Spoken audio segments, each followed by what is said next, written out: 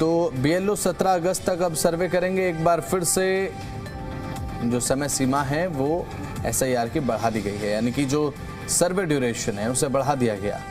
और फिलहाल दिल्ली में एसआईआर की जो प्रक्रिया की तारीख है उसे फिर बढ़ाया गया है। अब 17 अगस्त तक एसआईआर प्रक्रिया चलेगी, क्योंकि कई मतदाता ऐसे हैं जिनकी कई शिकायतें भी हैं, कहीं पर सर्वे नहीं हुआ है या फिर नहीं हो पाया है, तो उसे भी अब अंडर सर्वे लेने के लिए ये तारीख बढ़ाई गई है ताकि इजीली पूरा का पूरा जो टास्क है वो कंप्लीट हो सके। तो बीएलओ का घर घर सत्यापन अभियान लगातार चल रहा है एसआईआर के रूप में। 17 अगस्त तक डेट बढ़ाई गई है। 24 और 23 अगस्त तक आप दावे और आपत्तियां अपने दर्ज करा सकते हैं। तो बड़ी जानकारी आपको हम बता रहे हैं। फिलहाल फाइनल वोटर लिस्ट जो है वो अक्टूबर में आएगी। चुनाव आयोग ने कार्यक्रम जारी किया। 17 अगस्त तक सत्यापन होगा। 24 अगस्त को ड्राफ्ट वोटर लिस्ट आएगी। 24 से 23 सितंबर तक आप जो है वो दावे और अपनी आपत्तियां दर्ज करा सकते हैं, यानी कि उसके बाद 1 महीने का समय आपके पास रहेगा। यानी कि अभी जो सत्यापन चल रहा है, अभी तो आपसे डिटेल्स ली जा रही होंगी, अभी आपसे पूछा जा रहा होगा परिवार में सदस्य कितने हैं, किसका क्या ऑक्यूपेशन है, और साथ ही साथ अब कितनी महिलाएं हैं, काम कौन करता है, क्या जो घर की महिला है वो हाउसवाइफ है या नहीं, या फिर कौन वर्किंग है कौन वर्किंग नहीं है। इस तरीके की जानकारियां अभी फिलहाल ली जा रही हैं। और अभी आपको हम बता दें कि अब ये 17 अगस्त तक एक्सटेंड कर दिया गया है ये पूरा सर्वे, जो जानकारी आपसे ली जा रही है।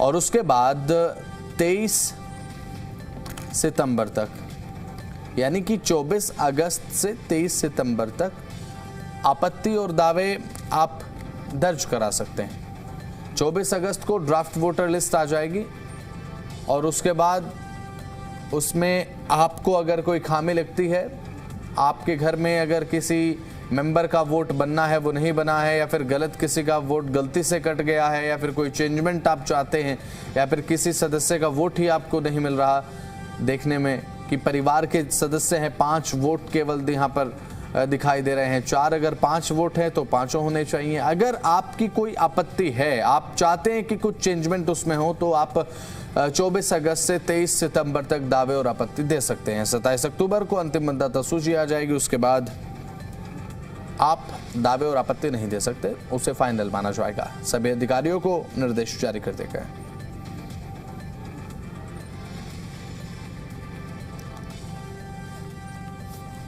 तो दिल्ली एनसीआर में प्रदूषण नियंत्रण पर पूरी तरह से अब सख्ती देखने को मिल रही है। प्रदूषण नियंत्रण नियमों के उल्लंघन पर सख्ती और फिलहाल आदेशों का पालन नहीं करने पर कार्रवाई होगी। व्यक्ति, संस्था या फिर एजेंसी पर कार्रवाई हो सकेगी। सीएक्यूएम ने प्रदूषण नियमों पर दिशा निर्देश बदले हैं। डायरेक्शन नंबर 86 में संशोधन किया गया, यानी कि डायरेक्शन 86 जो है उसमें संशोधन किया गया। सीएक्यूएम एक्ट 2021 के तहत बदलाव हुआ है। तो इस समय की बड़ी अपडेट आपकी स्क्रीन पर दिखा रहे हैं। आपको आदेशों का पालन नहीं करने पर कार्रवाई होगी। इस समय की बड़ी जानकारी है। प्रदूषण को लेकर एक बार फिर से पूरी तरह से सख्ती देखने को मिल रही है। दिल्ली एनसीआर में प्रदूषण नियंत्रण पर सख्ती हो गई है और प्रदूषण नियंत्रण नियमों के उल्लंघन पर अब कार्रवाई होगी। आदेशों का पालन नहीं किया तो कार्रवाई के लिए तैयार रहें। व्यक्ति, संस्था या फिर एजेंसी पर कार्रवाई हो सकेगी। आपको बता दें कि सीएक्यूएम ने अब प्रदूषण नियमों पर दिशा जो निर्देश हैं वो बदल दी हैं। तो इस समय की बड़ी जानकारी आपको हम बता रहे हैं। तो सीएक्यूएम की तरफ से दिशा निर्देश बदले गए हैं।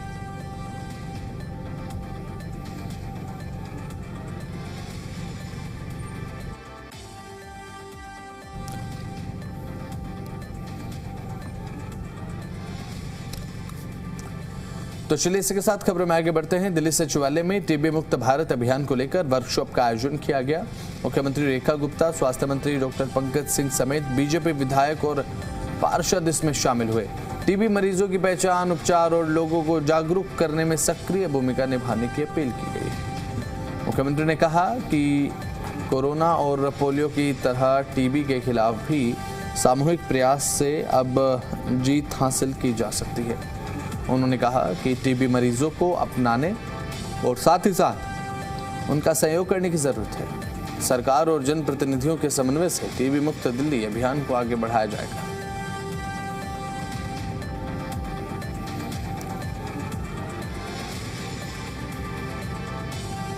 अवेयरनेस कर सकते हैं, लोगों को ज्ञान बांट सकते हैं। आज सरकारें हौसला दे सकती है, व्यवस्था दे सकती है, सुविधा दे सकती है, खर्चा उठा सकती है, पर जो काम एक जनप्रतिनिधि कर सकता है, समाज कर सकता है, कोई एनजीओ कर सकती है, वो काम तो वही कर सकते हैं जो परिवार को ये से कह सके कि घबराने की जरूरत नहीं है, डरने की जरूरत नहीं है, आप बेझिझक होकर इस इलाज को कराइए, वो टीबी हो या टीबी जैसी और बीमारियां हो। और इसीलिए आदरणीय प्रधानमंत्री जी ने हम सब के लिए संदेश भिजवाया कि भाई अपने अपने राज्यों को टीबी मुक्त करें ताकि पूरा भारत टीबी मुक्त हो। हमारी सबसे बड़ी समस्या है कि पेशेंट ट्यूबरक्लोसिस का हाफ ऑफ द फेज में मेडिसिन खा के छोड़ता है, वो एक भयंकर रूप ले लेता है, जिससे वो रेजिस्टेंस नॉन रेजिस्टेंस के रूप में आता है और सेकेंडरी इन्फेक्शंस को फैलाना चालू कर देता है। मेरा मानना है कि यहाँ जितने बैठे पब्लिक रिप्रेजेंटेटिव हैं, इस चीज़ को एक बार मन में गांठ बांधे, निश्चय मित्र बनकर अपने साथ सामाजिक संस्थानों को जोड़कर और हमारे दिल्ली स्वास्थ्य विभाग के साथ मिलकर इसके ऊपर अच्छे से काम करें कि दिल्ली बेस्ट हो और टीबी मुक्त हो। तो चलिए इसी के साथ बढ़ते हैं खबरों में आगे। बात करते हैं दिल्ली की लक्ष्मी योजना का जो पोर्टल है वो शुरू होने के बाद महिलाओं ने ऑनलाइन आवेदन करना शुरू कर दिया है।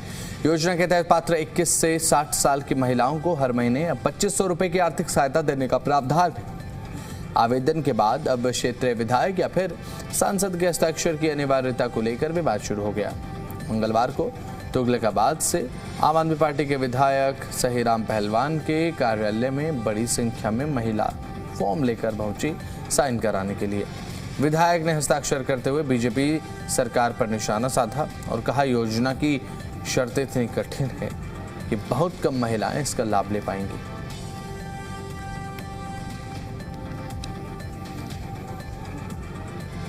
हाँ, सिग्नेचर करवाने के लिए। जो महिलाओं को 2500 रुपया मिलेगा उसी के लिए। हाँ, तो आपने सारे फॉर्म भर दिए? हाँ, फॉर्म कैसे भरे? ऑनलाइन हमने ऑनलाइन भरवाए कैफे से। हाँ जी। यहाँ आज विधायक ऑफिस पर आए थे? हाँ जी, मोहर लगवाने आए थे। अच्छा, मोहर साइन करवाने? हाँ जी, मोहर लगवाने साइन करवाने आए थे। बोला गया है? हाँ जी, ये रेखा गुप्ता के फार्म पे साइन कराने आए थे हम। अच्छा, 2500 रुपए? हाँ जी। तो सारे डॉक्यूमेंट जो मांगे गए थे आप लोग जमा किए? हाँ जी, हाँ जी। तो यहाँ विधायक के साइन किए आप? हाँ जी, साइन किया है। कुछ बोले भी है? नहीं, कुछ नहीं बोले, आते ही साइन कर दिए। दिल्ली के शिक्षा मंत्री आशीष सूद ने युवाओं से एक खास अपील की है। उन्होंने युवाओं से कहा कि वे दिल्ली लक्ष्मी योजना के तहत हर पात्र बहन और बेटी का रजिस्ट्रेशन कराने में बढ़ चढ़कर मदद करें। मंत्री ने आग्रह किया कि युवा यह सुनिश्चित करें कि कोई भी पात्र महिला इस योजना के लाभ से वंचित न रहे। आपको बता दें कि इस योजना को लेकर लगातार रजिस्ट्रेशन किए जा रहे हैं। अभी तक 3 लाख से ज्यादा रजिस्ट्रेशन हो चुके हैं।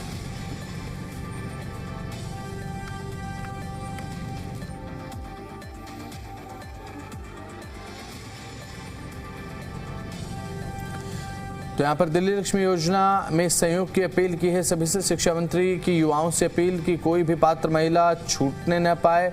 जितनी पात्र महिला हैं उनको इस योजना का विशेष रूप से लाभ मिलना चाहिए, ये सरकार की प्राथमिकता है और युवा भी इसे लेकर आगे आए। दिल्ली के शिक्षा मंत्री की युवाओं से अपील है कि अगर आपके घर में पात्र महिला है तो बढ़ चढ़ कर आगे आएँ और महिलाओं को इसका लाभ मिलना चाहिए। रजिस्ट्रेशन कराने में मदद करें। पात्र महिलाएं योजना के लाभ से वंचित न रहें, ये सभी की जिम्मेदारी है।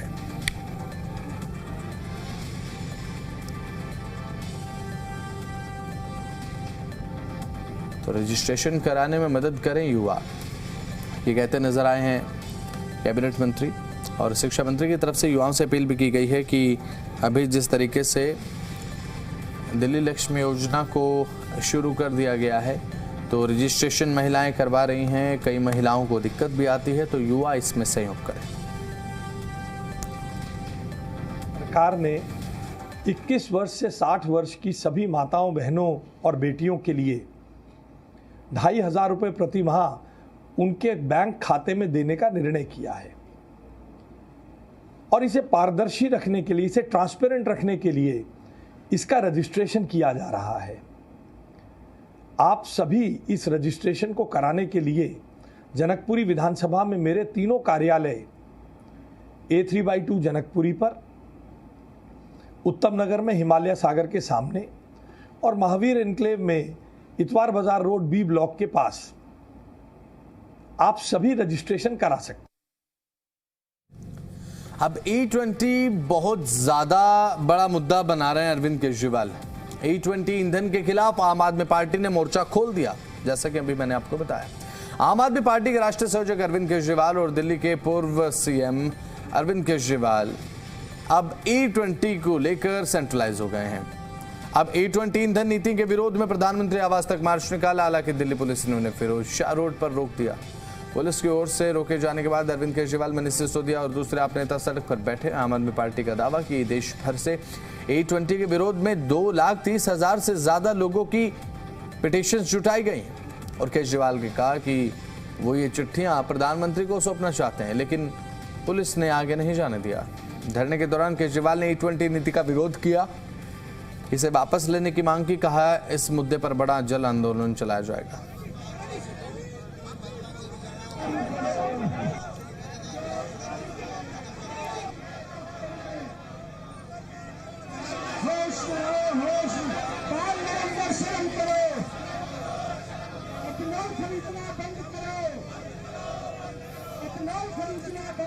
आम आदमी पार्टी पिटीशन लेकर पहुंची है। E20 का मुद्दा लगातार उठा रही है मनीष सिसोदिया, और ये सामने देख लीजिए, ये ढेर लगा हुआ है।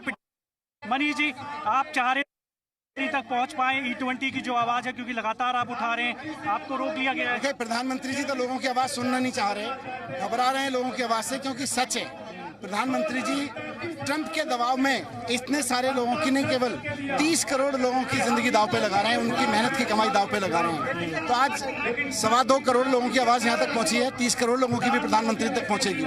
बीजेपी ये कह रही है कि E20 से कोई पेट्रोल से कोई प्रॉब्लम नहीं हो रही है, ऐसा कोई डाटा नहीं आया है इतना कि भाई प्रॉब्लम है। ये लोग क्या कह रहे हैं? लोगों के माइलेज कम हो गए, मैकेनिक से बात करो, इनसे बात करो, गाड़ी वालों से गाड़ियां खराब हो रही हैं लोगों की। एक के बाद एक लोग वीडियोज डाल रहे हैं, लेकिन प्रधानमंत्री जी तो ट्रंप ट्रंप ट्रंप रट रहे हैं, ट्रंप के दबाव में, क्योंकि ट्रंप ने कह दिया है मेरा इथेनॉल आपको खरीद के अपनी गाड़ियों में लगाना पड़ेगा। तो बीजेपी तो वही कहेगी जो ट्रंप कहेंगे।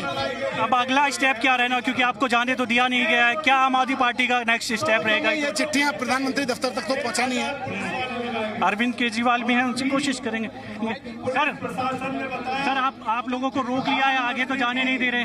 अभी देखते हैं क्या करते हैं, अभी बैठे हैं हम लोग। लेकिन बीजेपी कह रही है कि E20 से इतनी प्रॉब्लम नहीं हो रही।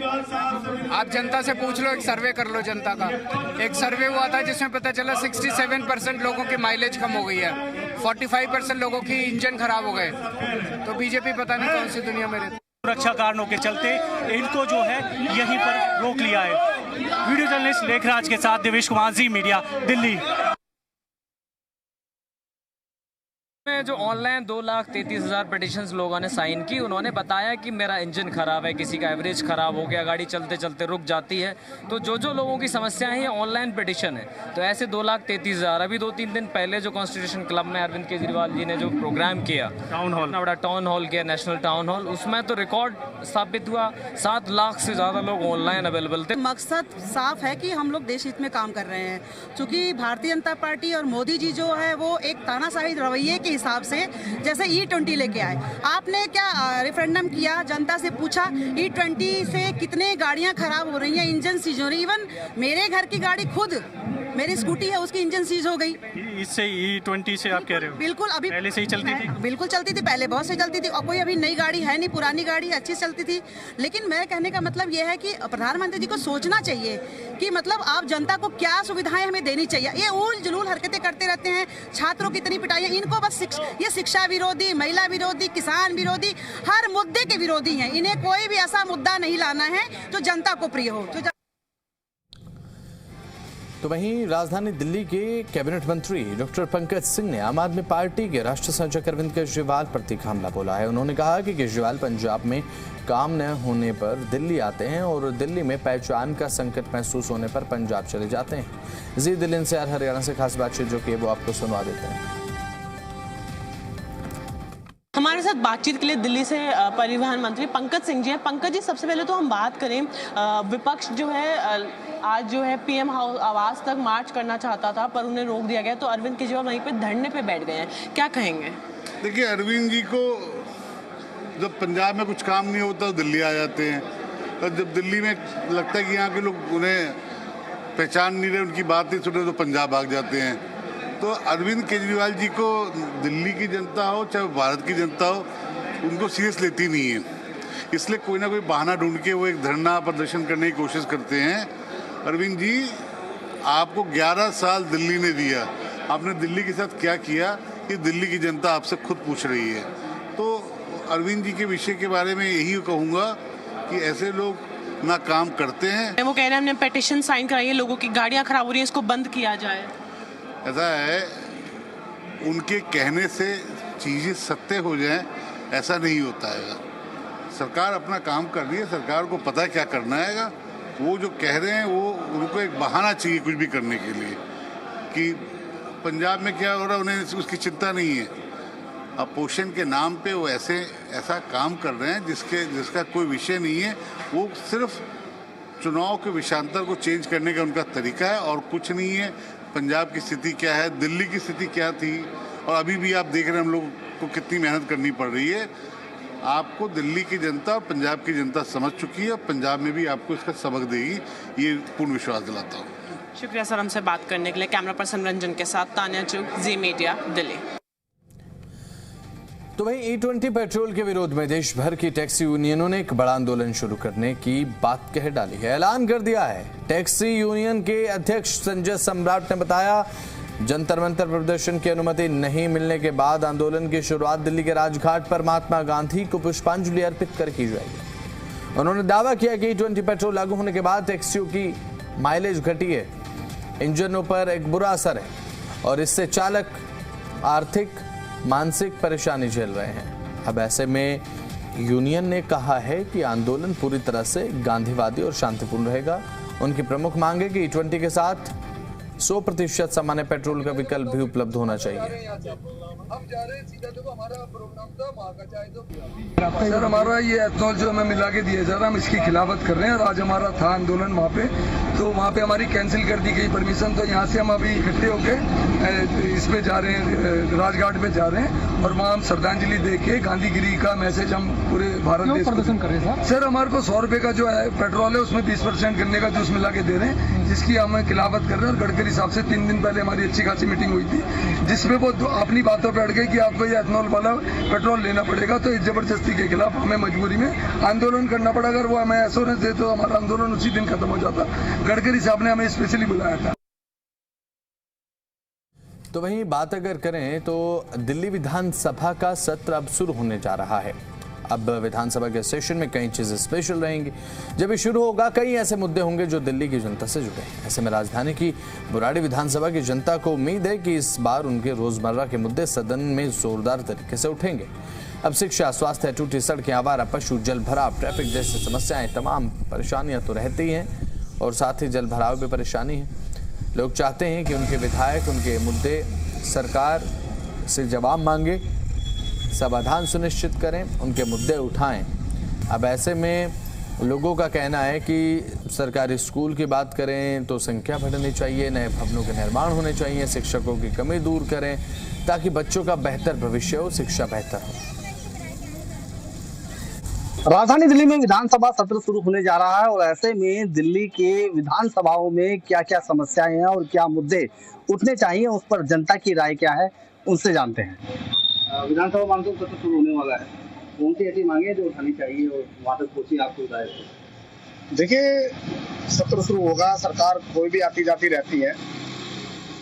अभी जो फिलहाल जो सरकार काम कर रही है वो पूर्ण रूप से जनता के हित में तो देखिए कहीं नजर नहीं आ रहा। अगर मैं कहीं ना कहीं क्षेत्र की बात करूं, चाहे वो पार्षद हो, विधायक हो या फिर MP हो, तो अपना काम जिम्मेवारी से नहीं कर पा रहे हैं। अब देखिए, यहाँ कोई भी सुविधा नहीं है। आज भी ये दिल्ली कहलाने लायक ये गांव नहीं है। जहाँ हम खड़े हैं, ये बुराड़ी विधानसभा क्षेत्र आता है। इस बुराड़ी विधानसभा में अब पूरे को देखिए, कहीं भी दिल्ली नहीं है किसी भी तरीके से। सड़कें खराब हैं, नालियां खराब हैं, उसके बावजूद आज वही समस्याएं आपकी, चाहे वो सीवर की समस्या को लेकर चलिए, 100 फुटा रोड, अगर आज भी कोई घर में ट्रेजेडी हो जाती है, आग लग जाती है, हमारे यहाँ कोई फायर ब्रिगेड नहीं है। विधानसभा सत्र शुरू होने वाला है, क्या मांगे हैं आपकी जो विधानसभा में मुख्यमंत्री जो है ये गलियां, पानी की सुविधा होनी चाहिए और इससे ज्यादा तो इंसान को चाहिए ही क्या। जहाँ आप रहते हैं यहाँ पार्क, स्कूल प्राइवेट खुले हुए हैं, बच्चे पढ़ते भी हैं तो इतनी बच्चे इनकी फीस नहीं दे पाते हैं लोग, जितनी फीस हो रही है इतनी पढ़ाई नहीं हो रही है। पार्क का तो नाम ही नहीं है कहीं भी, बस जो ना घूमने के लिए पुश्ते पर जाते हैं लोग कई किलोमीटर दूर तक, यहाँ आसपास में कहीं भी जो ना पार्क नहीं है। विधानसभा सत्र शुरू होने वाला है, अब क्या मांग करते हैं जो विधानसभा में मुद्दे उठे हैं और आप लोग चाहते हैं ये काम आपके इलाके में होना चाहिए? हमारे यहाँ विधानसभा मुद्दा उठा तो हमारे यहाँ की सड़कें, गलियाँ, ये जो ना बहुत खराब है, इनकी खस्ता हालत है, इन पर थोड़ा काम करा जाए, इनका जो ना अलग से एक वो बनाया जाए कि जल्दी काम हो। और सड़कें और रोड जो ना अच्छे बने, बहुत जल्दी जो ना टूट जाते हैं।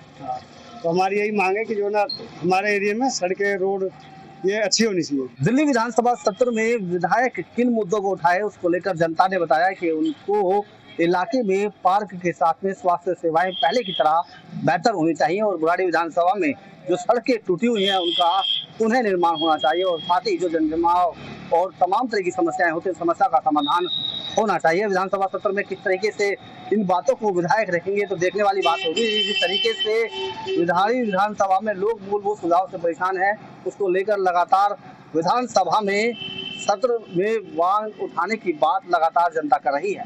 नसीम अहमद, मीडिया, दिल्ली।